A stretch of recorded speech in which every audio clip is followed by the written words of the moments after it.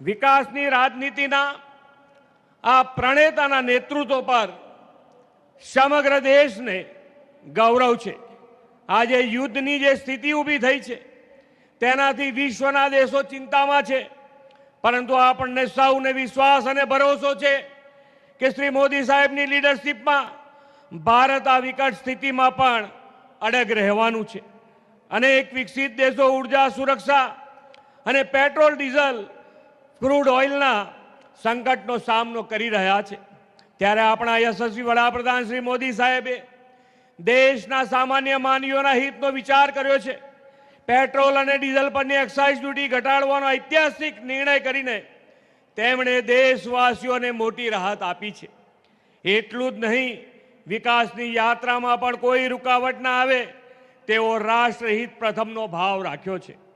એ અવિરત વિકાસ યાત્રાને નવરચિત સરહદી જિલ્લા વાવ થરાદની ધરતી પરથી વધુ ગતિ આપવા તેઓ આપણી વચ્ચે પધાર્યા છે।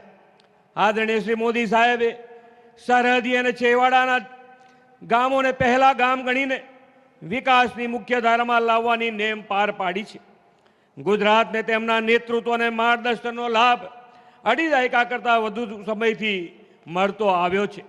આ ઉત્તર ગુજરાત સહિત બધા જ અગાઉ પાણી, વીજળી, શિક્ષણ, આરોગ્ય, રોડ રસ્તા કનેક્ટિવિટી જેવી મૂળભૂત જરૂરિયાતોની જે પરિસ્થિતિ હતી તે આપણાથી અજાણ નથી।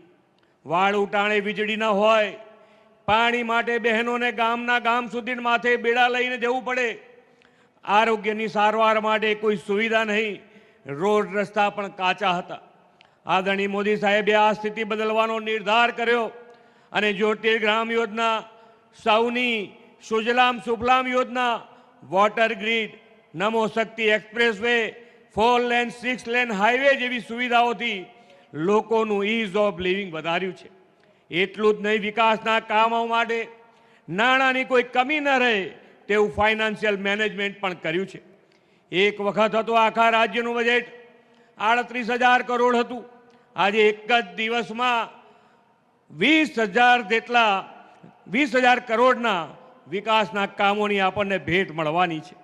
શ્રી મોદી સાહેબે શહેરો અને ગામોના અદ્યતન વિકાસની નેમ રાખી છે।